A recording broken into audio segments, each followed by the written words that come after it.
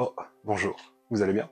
Aujourd'hui, on va inaugurer une nouvelle série de vidéos autour de l'histoire de l'animation japonaise. Le nom est pragmatique, on va juste parler de l'histoire de l'animation japonaise. Alors évidemment, on va pas tout couvrir en un seul épisode, ça va être fragmenté, pas forcément dans l'ordre chronologique, et aujourd'hui, on va commencer avec les prémices. Nakamura Gatana est le premier animé qui a été produit, en tout cas de ce qui est recensé, de ce qui a été sourcé, de ce qu'on a pu en tout cas conservé de cette époque, et c'est sorti en 1917 par nul autre que Junichi Kuchi.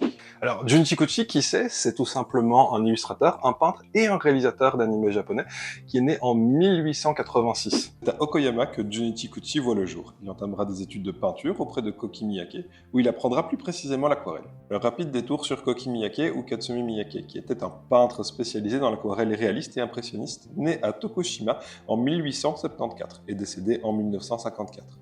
Il était considéré comme l'un des maîtres de l'aquarelle de son époque. Il a étudié à Tokyo, mais aussi à New York en 1897, ainsi qu'en Angleterre et en France en 1898.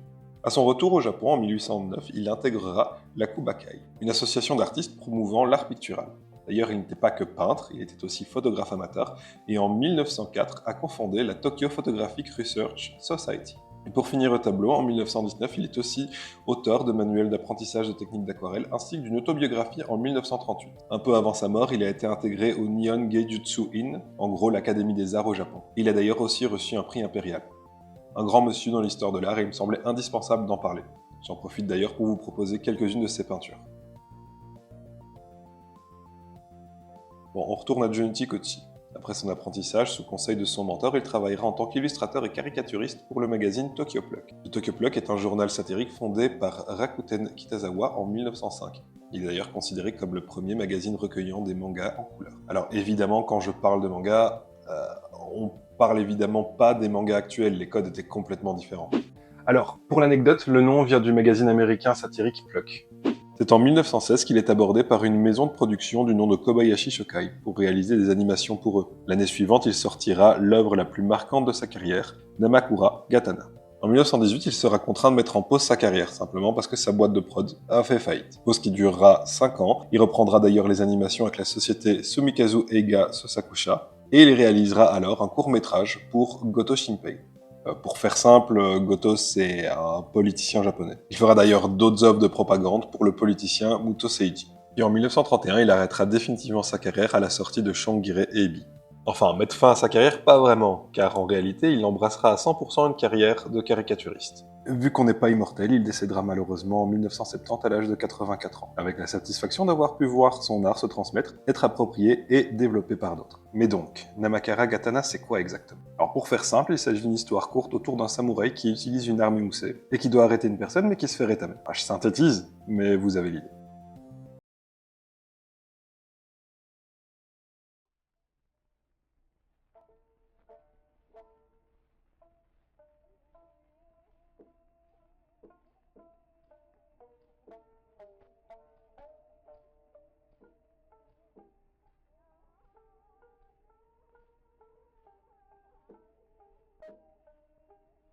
Alors je vois pouffer du nez.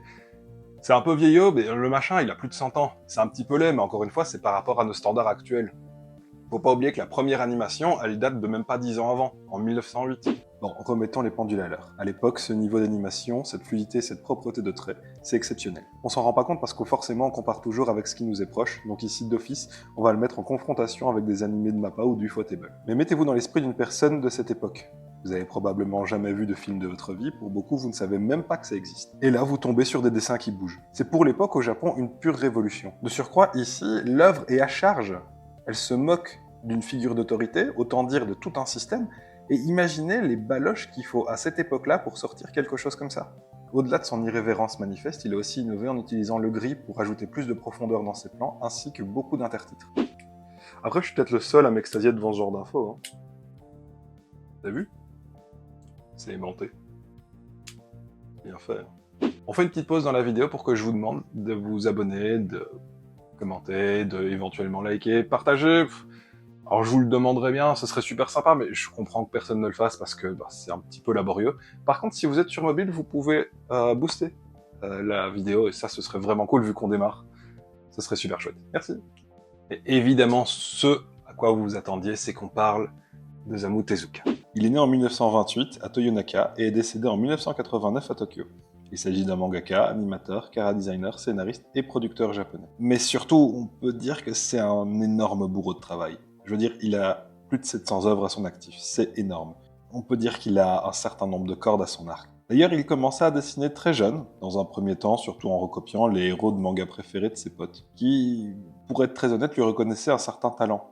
Mais ils n'étaient pas les seuls à lui trouver des capacités hors normes. En effet, à 17 ans, il fut intégré au Shokomin Shimbun, un quotidien japonais, et en tant que rédacteur, il pourra publier ses premières œuvres professionnelles, dont notamment le journal de Matcha. Il adoptera d'ailleurs un pseudonyme à partir de 19 ans, Osamu Mushi, en référence à un insecte, ce dernier étant passionné d'entomologie. Et ça me donne un point commun avec lui. T'imagines, Tezuka, à 19 ans, il sortait La Nouvelle Île au Trésor. Moi, à 19 ans, je ratais encore mes études. Et histoire de ponctuer mon exposé par quelques anecdotes, Osamu était plutôt privilégié étant plus jeune. Son père possédant un projecteur, il a eu accès aux œuvres de Charlie Chaplin et aussi aux œuvres de Walt Disney. Ah, et petite anecdote, si on a actuellement des animés et des mangas, c'est grâce à Mickey. Et oui, c'est le diable qui nous a donné les mangas, simplement parce que ça fait partie des grosses influences d'Osamu Tezuka. Ouais, il s'est énormément inspiré des œuvres concernant la bande à Mickey, mais aussi du film Bambi, de façon générale de tous les films de Disney. Est-ce que vous aviez déjà remarqué la forme des yeux des personnages de Tezuka et la forme des yeux des personnages de façon générale dans les anciens films Disney? C'est la même. Pourquoi? Simplement parce que Tezuka a récupéré ce détail. Et d'ailleurs, ce détail fut aussi récupéré par tous les mangakas s'inspirant de Tezuka, formant une sorte de boucle sans fin. En parallèle de son travail artistique, il fit aussi des études de médecine à l'université d'Osaka. Études qui laisseront des traces dans sa carrière, notamment via son manga Blackjack. Mais Blackjack, on en parlera dans une future vidéo. Osamu sortira aussi dans les vestiges d'un Japon détruit par la guerre en 1947, La Nouvelle Île au Trésor, et rencontrera un succès malgré le climat chaotique de l'époque. Évidemment, le Japon dans le XXe siècle, on ne peut pas ne pas évoquer la Seconde Guerre mondiale.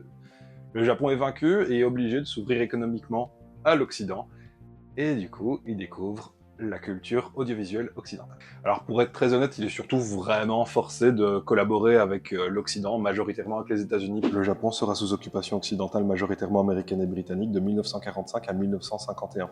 Durant toute cette période, il n'aura plus aucune souveraineté ni droit d'avoir une armée. C'est une réelle humiliation pour les Japonais qui avaient déjà été contraints d'abandonner la guerre juste après s'être pris 2 bombes nucléaires dans la tronche. Alors pour l'anecdote, le Japon à l'époque c'était une usine à fabriquer tout et n'importe quoi pour l'Occident et les États-Unis. On peut retrouver un parallèle assez évident avec la Chine actuellement. D'ailleurs, Osamu, il fut particulièrement marqué par la Seconde Guerre mondiale. Ce trauma lui aura permis en 1983 de sortir l'histoire des 3 Adolphes. Une histoire qui met en lumière les atrocités de la Seconde Guerre mondiale et développe les relations complexes entre les Japonais et l'Allemagne des années 40. Cette œuvre est encore considérée comme étant un chef-d'œuvre du genre. Mais vous voulez qu'on parle de son œuvre majeure, de l'œuvre qu'il a érigée au rang de héros, de daron du manga et de l'animation, le manga avec lequel il a redéfini les codes du manga moderne et plié le game de l'animation. Astro Boy ou Astro le petit robot. Alors il s'agit d'un manga proposé de 1952 à 1963 et le tout en 23 volumes. Il s'agit de l'histoire d'Astro, un petit robot créé par le docteur Tenma qui le fabrique à la base dans le but de faire un simulacre de son fils Tobio. Mais Tenma abandonnera Astro se rendant compte que c'est complètement con et qu'on ne remplace pas un gosse par une copie robot de ce dernier. Et que, de toute façon, en fait, il n'arriverait même pas à l'aider. Mais pas de panique, Astro trouvera une figure paternelle avec le professeur Oshanomizu.